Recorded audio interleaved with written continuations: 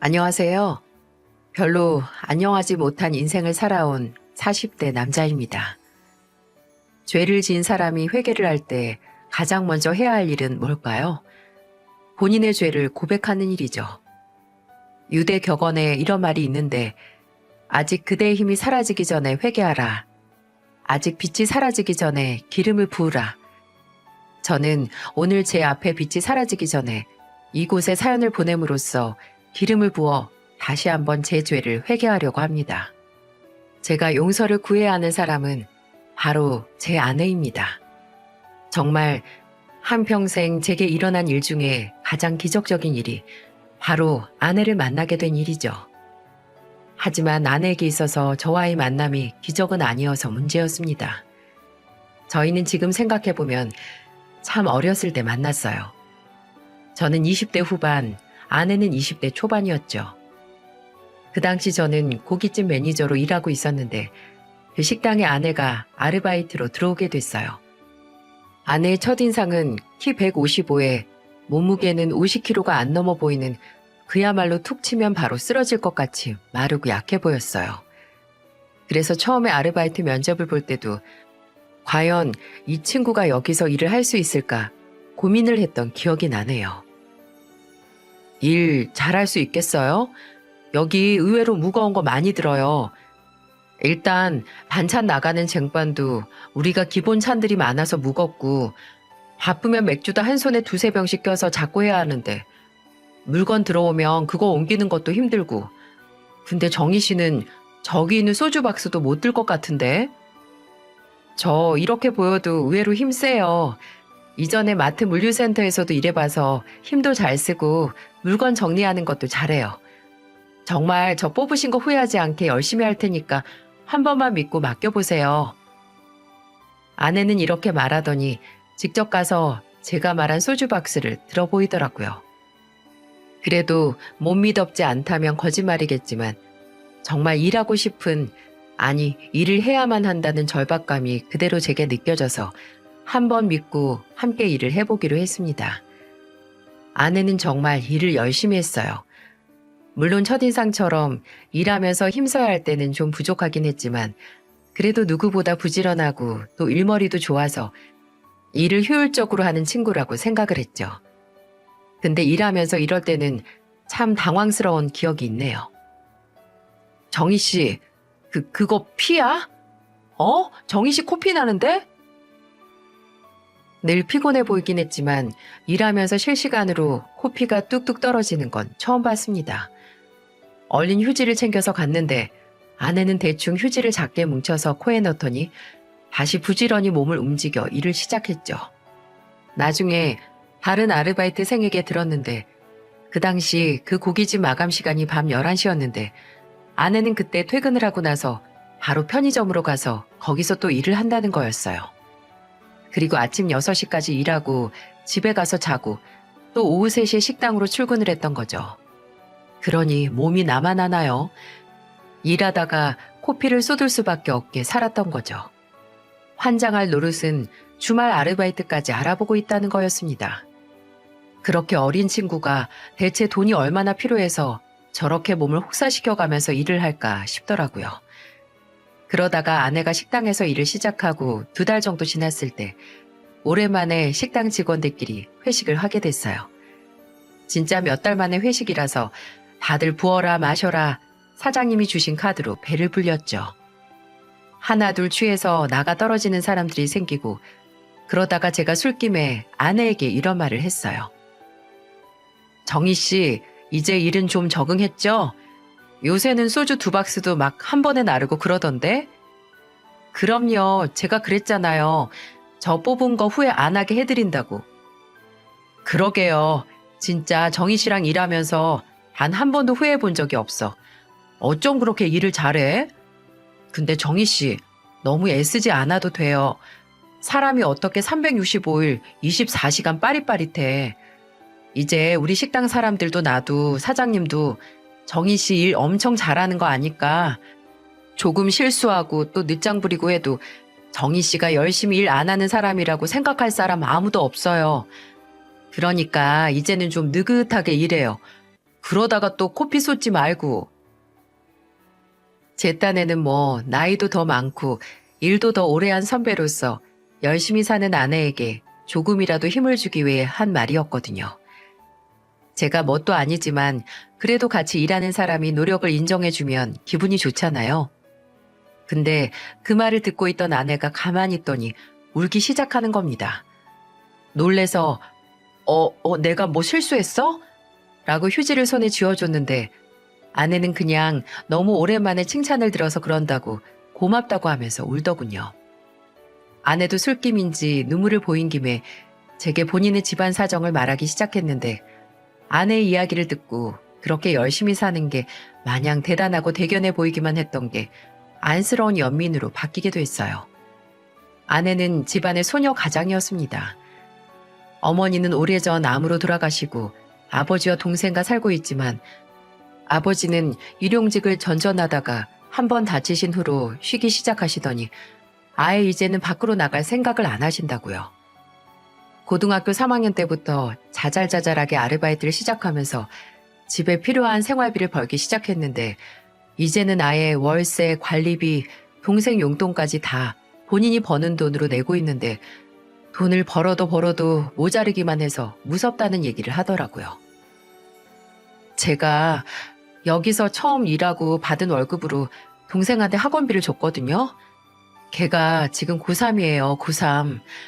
걔가 공부를 워낙 안 해서 솔직히 늦긴 했는데 그래도 뭐든 시켜야 해서 학교 앞에 단과 학원이라도 등록하고 오라고 40만 원을 줬어요.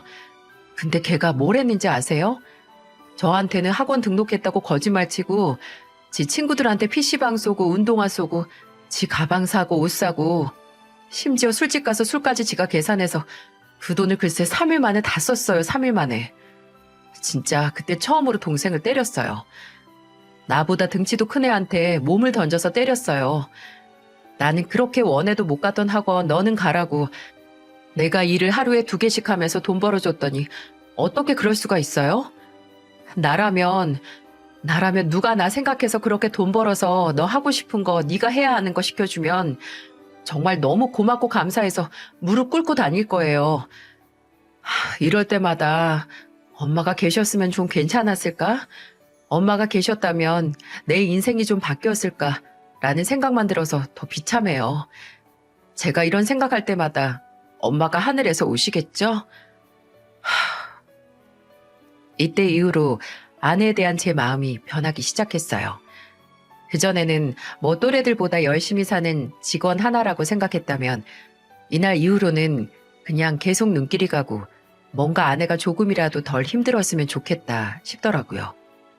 그래서 휴게 시간에 쉬고 있으면 피로회복 음료 하나씩 사서 쉴 때 마시라고 주고 또 아내만 주면 부담스러워할까봐 몇 개 사서 직원들한테 다 돌리고 했습니다.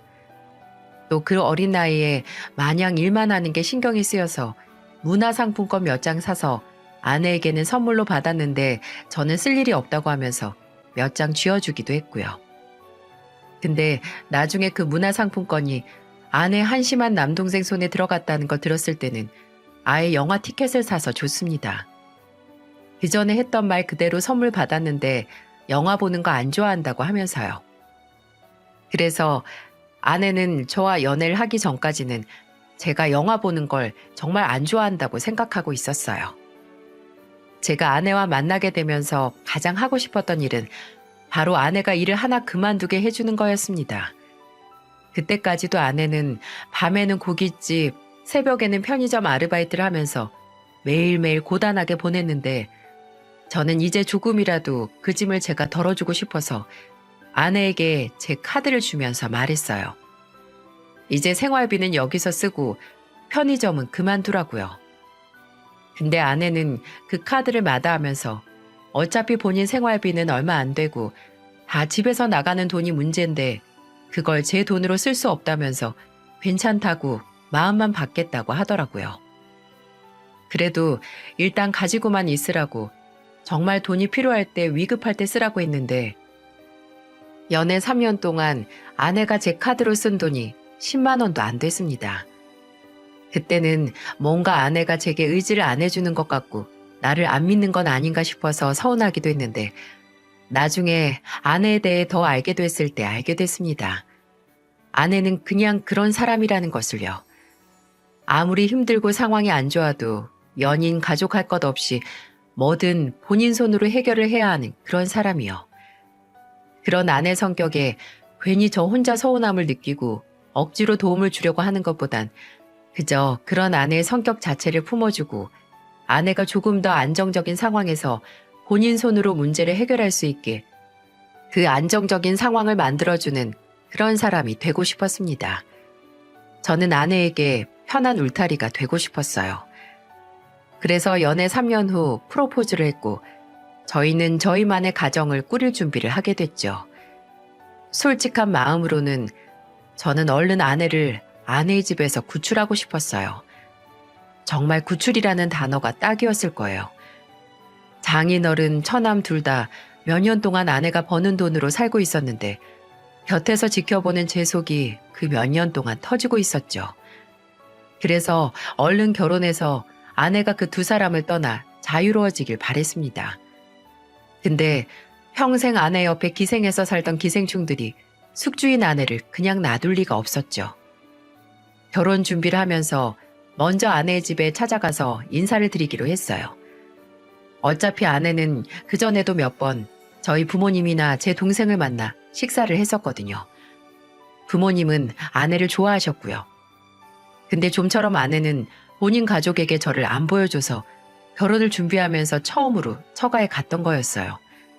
그리고 역시 아내가 제게 본인의 가족을 최대한 늦게 보여준 이유가 있었습니다.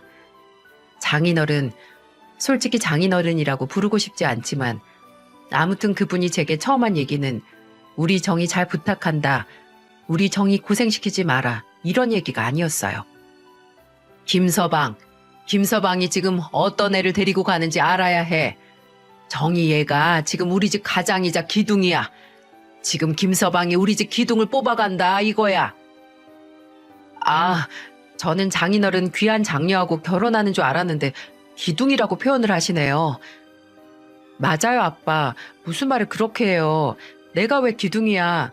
강훈이도 성인 된 지 한참이고 아버지도 아직 젊잖아요. 나야 뭘 해도 누나만큼 못하지.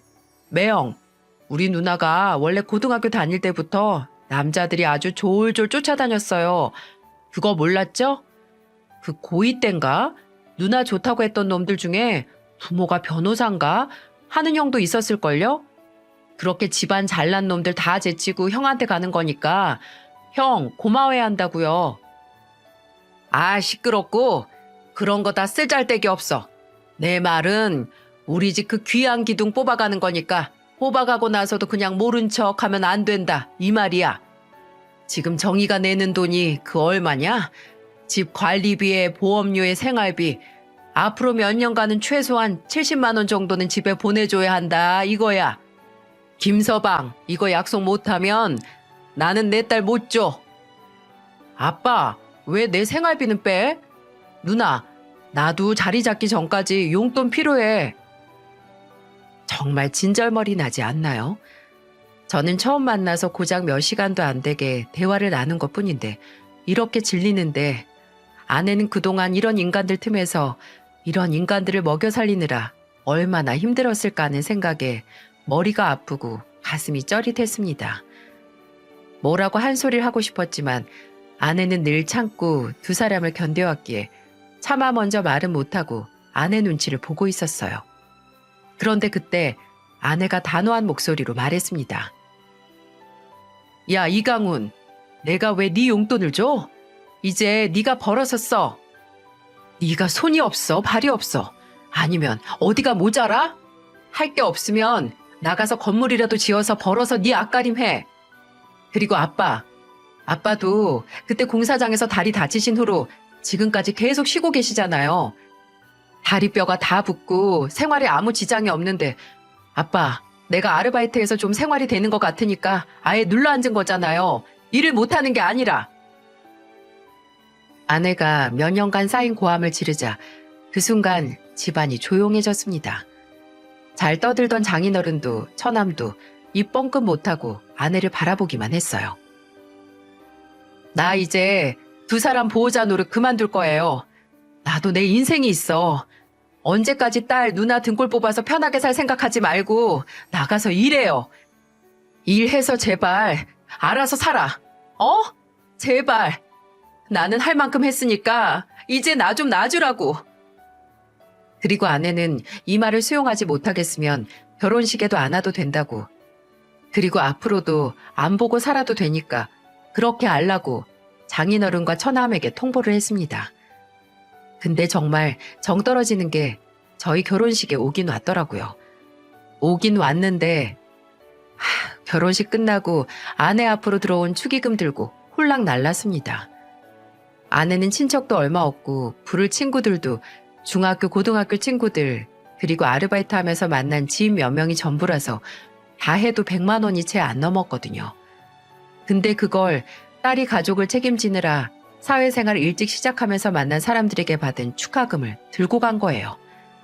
아내는 마치 예상했던 사람처럼 그 돈으로 아버지나 동생 떨쳐냈다고 생각하면 싸게 먹힌 거다라고 하긴 했지만 그래도 그 쓸쓸한 눈빛이 저는 아직도 잊혀지지 않습니다. 그때 아내에게 프로포즈했던 날 했던 다짐을 다시 한번 되새겼죠. 어떤 일이 생겨도 나는 내 아내의 편이 될 거고 늘 든든하고 무너지지 않는 울타리가 되겠다고 말이죠. 하지만 제가 그 다짐을 끝까지 지켰다면 이런 사연을 보내지 않았겠죠. 다행히 결혼 후 아내는 저와 새로운 가정을 꾸려 안정적인 시간을 보냈습니다. 저희 부모님도 싹싹하고 똑부러진 아내를 좋아하셨고 또 아내의 아픈 과거마저 애틋하게 생각하셨던 터라 저희 부모님하고도 잘 지냈고요. 부모님은 아내가 감기에 걸렸다, 몸살에 걸렸다는 소식을 들으시면 제게 불같이 화를 내며 너는 정희가 아프기 전에 뭐 했어? 라고 혼을 내셨고 또 아내가 주방에 들어가 있거나 뭔가 정리하는 모습만 보셔도 제 등짝을 사정없이 때리시며 엉덩이가 무거워서 쓰겠냐고 정이 편하게 해주고 싶으면 엉덩이 가볍게 하라고 잔소리를 하셨죠. 그리고 결혼하고 7년 뒤 저희는 모은 돈으로 가게를 냈습니다. 물론 여기저기 돈을 끌어와 벌린 일이지만 그래도 저희는 결혼하기 전부터 나중에 돈 모아 식당 열어서 같이 일하자고 말했었거든요. 어쩌면 저희가 만난 곳이 식당이라서 더 그 장소에 애착이 갔나 봐요. 새롭게 연 식당도 돼지고기 전문점으로 고기도 팔고 안주로 구성된 요리도 파는 말 그대로 술집이었죠. 처음에 들어간 돈이 하도 많아서 인테리어 비용을 최소화했어야 했거든요. 그래서 안에 가스나 전기를 연결해야 하는 전문적인 인테리어 작업 빼고는 저랑 아내가 직접 했습니다. 도배도 둘이서 앞치마하고 페인트 사다가 칠하고 주방 안 타일 작업도 둘이서 타일 몇 개 깨가면서 했죠. 식당 안에 들일 가구도 전부 창고형 가구점에서 종일 돌아다녀 고르고 골라 정말 하루를 48시간처럼 썼었어요. 그래도 그때는 정말 힘든 줄도 모르고 피곤한지도 몰랐어요.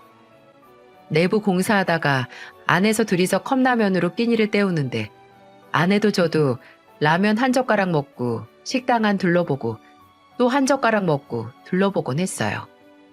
마치 그 식당이 세상에서 가장 맛있는 반찬이라도 된 것처럼 그냥 바라만 봐도 배가 불렀거든요.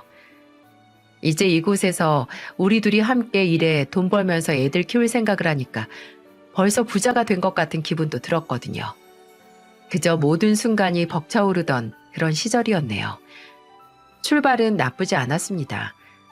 주방, 서빙, 평일 주말 나눠서 직원을 저와 아내 제외하고 7명 구해서 식당을 오픈했고 예전에 함께 동고동락한 식당 직원들도 오픈 첫날 와서 응원해주고 매출을 올려주고 갔어요. 주변에 대학교가 있어서 학생들이 자주 찾아왔었죠. 식당 열고 나서 첫 매출도 목표로 한 매출을 찍었었고 정말 이제는 나나 우리 가족에게 좋은 일만 있겠구나 했습니다. 근데 왜 인생은 제게 쌓아 올리는 건 어렵고 힘들지만 그게 무너지는 건 한순간이라는 걸 알려줬을까요? 제 인생에 있어서 최악의 시기가 찾아왔습니다. 전국, 아니 전 세계를 휘청이게 한 그 시국이 시작이 된 거죠. 사람들은 마스크를 쓰고 다니기 시작했고 방역이나 위생에 대한 기준이 철저해져 갔죠. 초반에는 저도 여느 사람들처럼 그냥 지나가겠지 했는데 이게 지금 현재까지 우리의 인생에 이리도 밀접한 영향을 끼칠지 몰랐습니다. 시국이 좀처럼 회복이 안 되고 여러분도 아시다시피 상황은 점점 악화됐어요. 저희 식당도 크게 타격을 입었고요. 전국의 학교에 휴교령이 내려지고 대학도 원격 수업이 시작되면서 식당 매출은 반토막, 아니 3분의 1도 안 나기 시작했어요. 오는 손님이 거의 그 근처 대학생들이었는데 학생들이 학교에 안 가니 저희 식당도 텅텅 빌 수밖에 없었죠. 아내가 고기를 안주 메뉴로 배달을 시작하자고 해서 부랴부랴 배달도 시작을 했지만 배달로 원래의 매출을 채우긴 역부족이었어요. 사람이 안 좋은 상황에서 순간적으로 IQ가 급속도로 하락해서 잘못된 판단을 한다고 하잖아요. 그래서 상황이 더 악화된다고요. 저도 그랬습니다. 정말 시간을 되돌릴 수만 있다면 그때로 돌아가 잘못된 선택을 한 저를 묶어서 어딘가에 가둬버리고 싶을 정도예요. 시국이 안 좋아지면서 한창 주식 바람이 불기 시작한 거 혹시 기억하시나요? 주식은 그저 전문가의 손에 맡긴다는 인식이 사람들이 시국으로 인해 먹고 살기 힘들어지니 내 손으로 직접 정보를 모아 투자를 해 시국으로 인해 까먹은 부수입을 창출하겠다는 개미들이 생겨나기 시작했었죠. 저도 그 개미들 중 하나였고요. 식당 매출이 안 나와서 직원들 월급도 못 줄 지경이 돼서 정리하고 아내와 제가 일하는 시간을 늘려 식당을 지켜도 오라는 손님은 안 오니까 정말 말 그대로 낭떠러지 앞에 선 기분이었거든요. 근데 그때 주변에 주식 투자로 연봉에 가까운 수익을 냈다는 지인 얘기가 들려오는데 여기서 더는 추락할 곳이 없다고 착각하고 뛰어든 주식이란 세계에서 저는 그 선택으로 인해 등 떠밀려 그대로 낭떠러지 아래로 추락을 하고 말았습니다. 한심한 놈, 한심하고 무능하고 무책임한 놈. 그때 저에게 해주고 싶은 말입니다. 투자로 부수익을 창출하겠다 나선 저는 그래도 조금 더 큰 한 방을 노리기 위해 안정성보다는 모험을 하기로 했고 국내 주식뿐만 아니라 해외 주식에도 손을 댔어요. 미친 거죠. 미친 겁니다. 그때 저는 정말 어쩌면 내가 워렌 버핏이 될 수 있다는 밑도 끝도 없는 자신감과 희망을 가지고 있었어요. 아마 그런 생각이 없었다면 버티지 못했을 겁니다. 실상은 내 무덤을 파는 줄도 모르고 하루에 20시간은 주식 투자 사이트에 들어가 다리 덜덜 떨면서 언제 오르나 기다리는 배짱이만도 못한 개미였을 뿐이었는데 말이죠. 결과는 역시나 참패였고 저는 어리석게도 제 패배를 인정하지 못했습니다.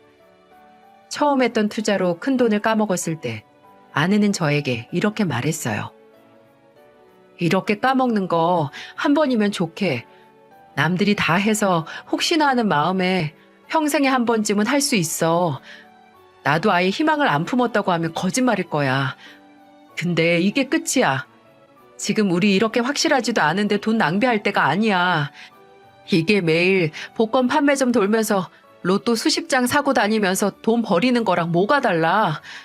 아니, 차라리 로또 사고 언제 당첨되나 할 일 없이 기다리는 게 낫겠다. 그만 좀 해. 당신이 뭘 알아? 어떻게 위험 부담 하나 안 하고 큰 돈 얻길 바래?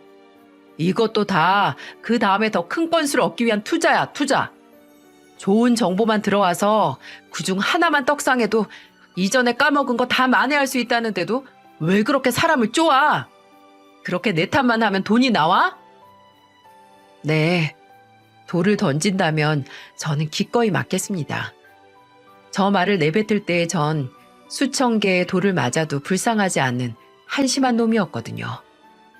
제가 정말 한심했던 건 저 때 아내가 첫 번째 투자를 실패한 뒤 준 기회를 알아먹지도 못하고 그저 아내가 저를 안 믿고 그저 제 탓을 한다는 게 서운하고 화가 나서 저딴 말만 했다는 거예요. 그 후에도 저는 천하의 등신 머저리 마냥 정신을 차리지 못했습니다. 끝까지 가고 만 거죠. 그 당시 살고 있던 집을 주택담보로 대출을 받아 다시 투자를 하고 만 거예요. 지금도 저 자신에게 소름이 끼치는 건 그때의 전 정말 그 짓이 나와 내 가족을 위한 선택이라고 굳게 믿었다는 겁니다.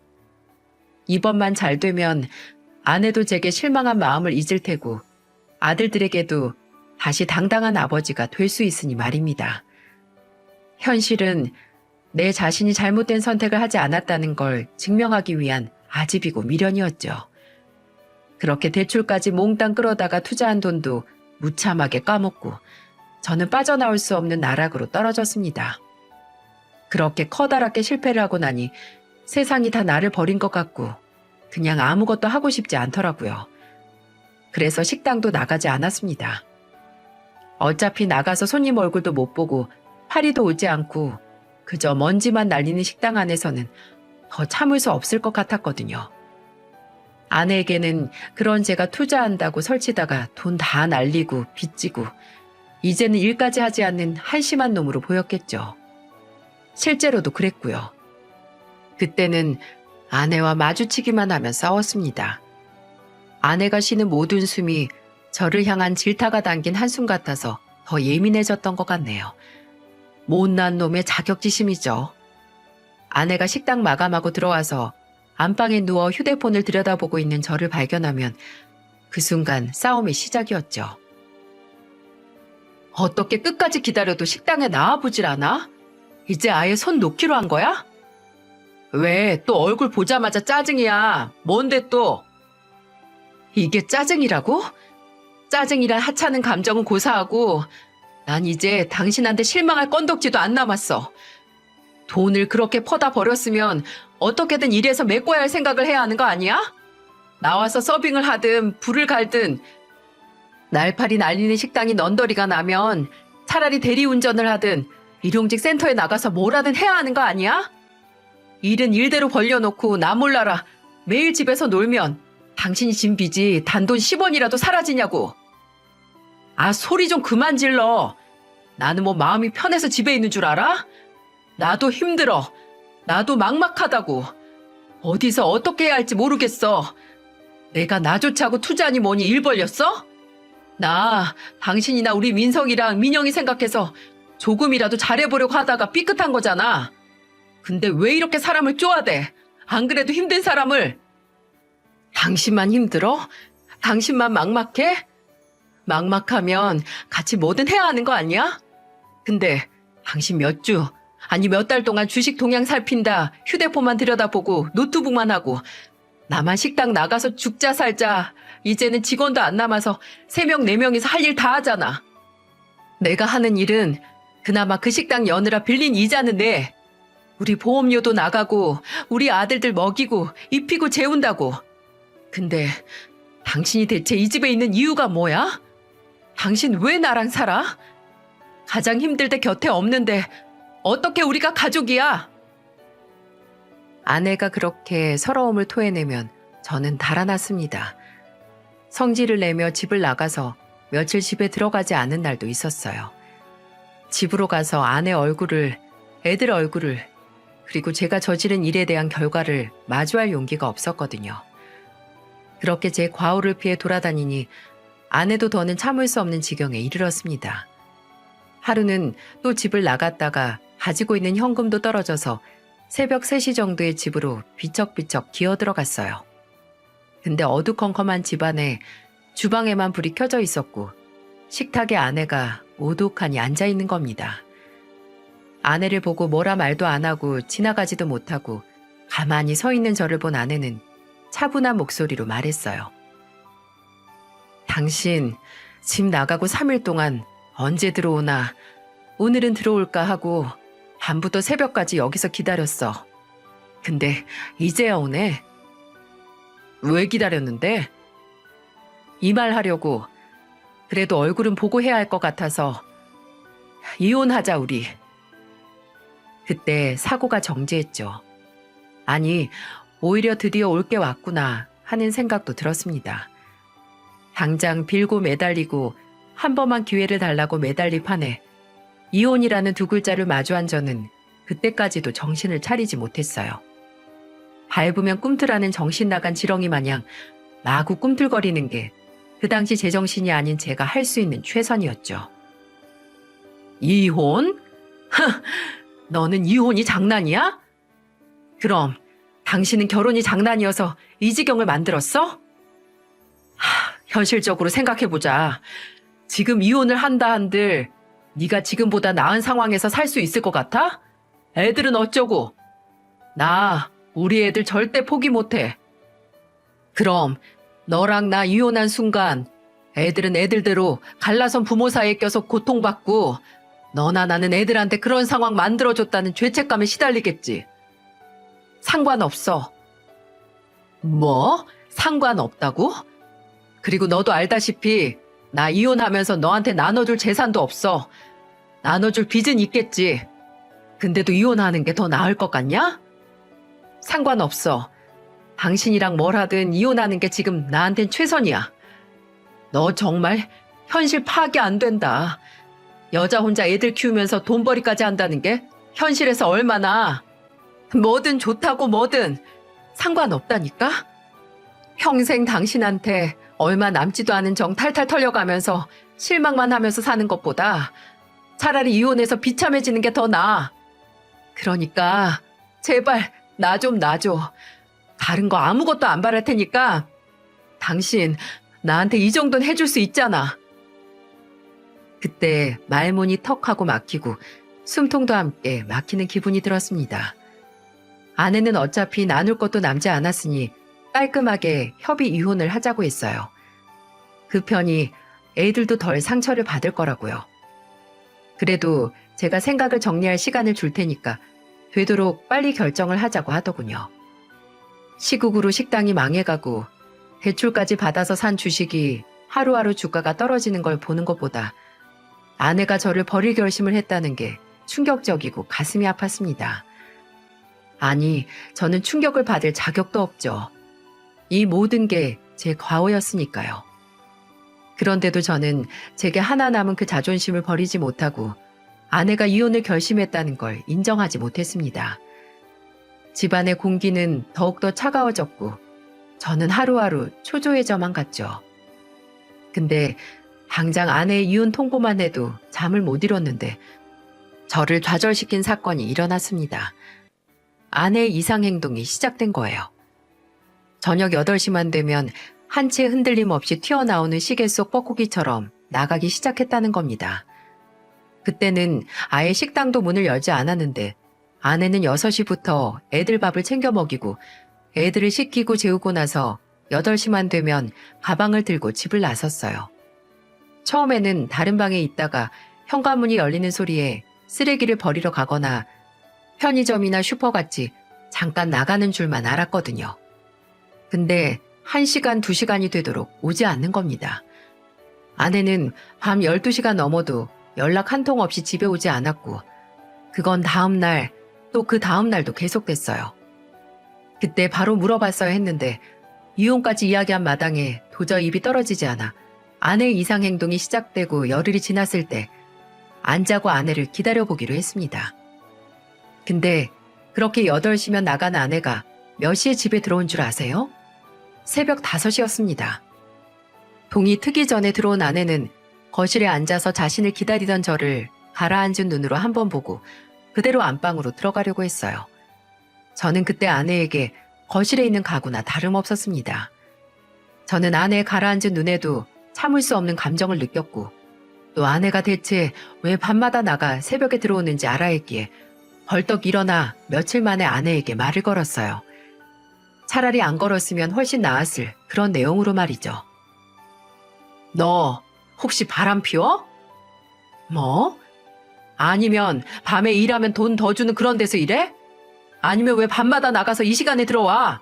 대체 뭐라고 돌아다니는 거야?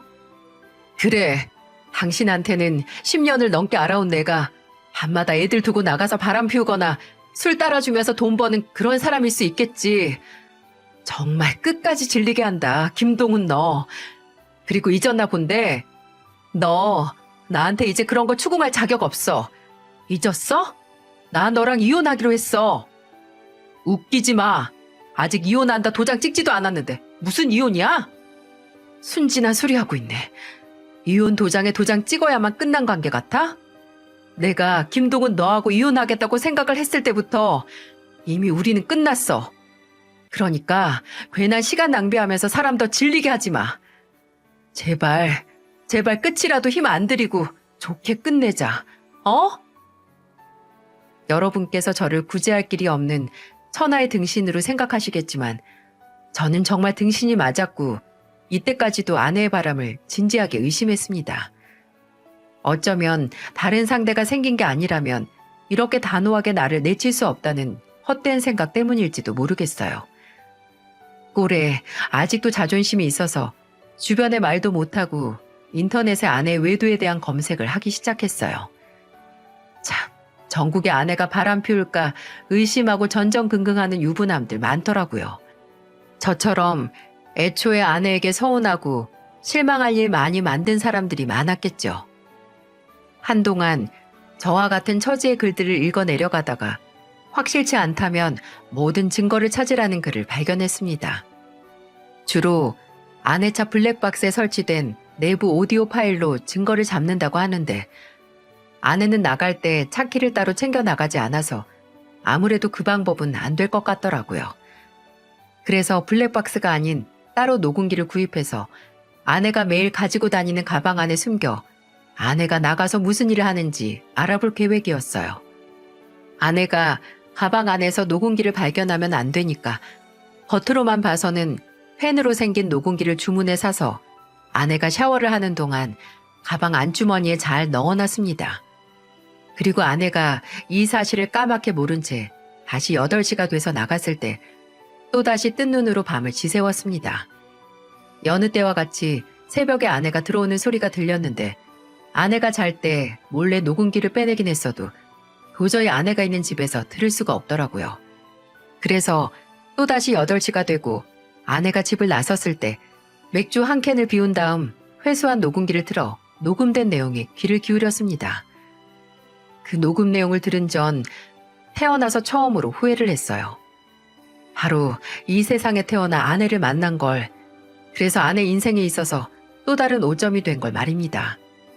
녹음기에서는 한동안 가방 안에서 미세한 잡음과 주변의 차소리나 스치는 사람들이 내는 말소리 같은 소음만 들렸어요. 그리고 40분 정도 지났을 때 아내가 누군가에게 사과하는 말소리가 들렸습니다. 미안해 미정아, 차가 너무 막혀서. 야, 벌써 9시야. 내가 말했지? 아무리 늦어도 8시 40분까지는 오라고. 미안해. 다음부터는 정말 안 늦을게. 늦을 것 같으면 그냥 지하철 탈게. 아무리 네가 내 친구라고 해도 공과 사는 구분해야지. 솔직히 고작 7시간 애 봐주고 15만 원 받는 것도 내가 친구니까 잘 쳐주는 거지. 아니면 네가 어디서 이런 돈을 받고 일해. 안 그래? 그래도 나는 네가 친구니까 네 처지가 하도 딱해서 다음 달부터는 7시간에 20만 원으로 쳐줄까 했는데 이러면 그런 생각 쏙 들어가지. 앞으로 꼭 시간 약속 지킬게. 그러니까 화 풀어. 어? 생각 좀 해보고. 일단 나 나간다. 빨리 유미 먼저 재워. 미정아, 잘 갔다 와. 저는 경악을 금치 못했습니다. 대화 내용도 내용이지만 저 미정이라는 이름, 저도 아는 이름이었거든요. 유미라는 이름도 아내를 통해 익히 기억하고 있던 이름이었고요. 아내 결혼식에도 왔던 고등학교 친구인데 술집을 운영 중이고 약 2년 전 이혼을 해서 혼자 딸을 키우고 있다고요. 아내는 친구 딸인 유미가 둘째 민영이랑 같은 나이라는 말을 했었어요. 제가 낯익은 이름을 되뇌이며 상황을 파악하고 있을 때 아내가 가방을 멀리 두거나 어디 밑에 놨는지 자꾸 노이즈가 많이 낀 소리가 들려왔는데 아내가 유미라는 아이와 나누는 대화였어요. 유미 왜 앉아? 눈을 꼭 감고 있어야 잠이 오지. 아줌마, 민영이는 왜 안 데리고 와요? 민영이는 뭐해요? 민영이는 집에서 벌써 자고 있을걸? 그러니까 유미도 눈 꼭 감고 자자. 아줌마가 이렇게 토닥토닥 해줄 테니까 꿈나라 가서 먼저 자고 있는 민영이 만나자. 알았지? 죽고 싶었습니다. 정말 죽고 싶었어요. 아내가 집에 있는 자식들이 잠들 때 토닥거려주지 못하고 고등학교 친구의 딸을 돌보며 고작 15만 원이라는 돈을 벌기 위해 그 치욕스러운 말까지 들었다는 게 저를 괴롭게 했습니다.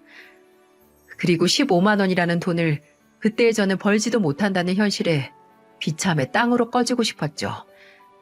제가 그렇게 아내를 구출하고 싶었던 처가에 있었던 장인어른과 처남과 다를 게 뭐가 있을까요? 아내를 가족이란 이름으로 고생시키고 상처 입히고 아내가 벌어오는 돈으로 집안이 돌아가고 있는데 제가 그 인간들과 다를 게 어디 있겠어요?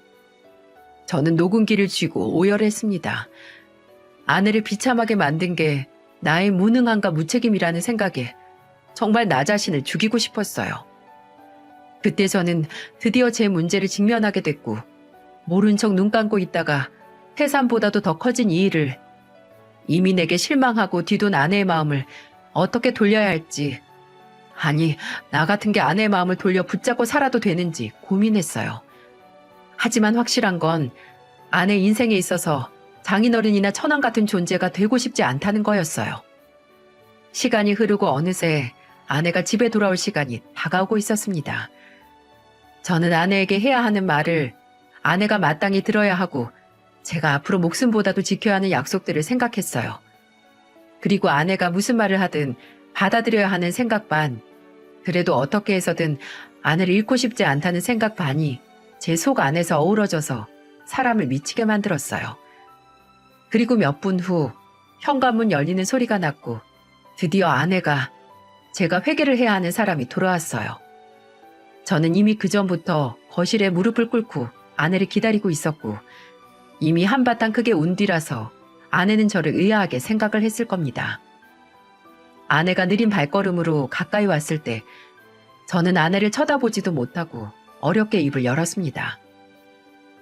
내가 용서받지 못해도 할 말 없는 짓 정이 너한테 한 거 알아. 이제 와서 널 붙잡을 염치도 없다는 것도 잘 알고. 근데 정이야, 여보, 정말 딱 한 번만 나한테 기회를 줄 수 있을까? 나 정말 당신 없으면 못 살아. 당신 없으면 나는 바라보고 살 것도 내 삶의 이유도 사라져. 내가 지금까지 너무 많은 잘못을 했어. 그걸 다 보답하고 갚는다는 뻔하고 불가능한 소리는 안 할게.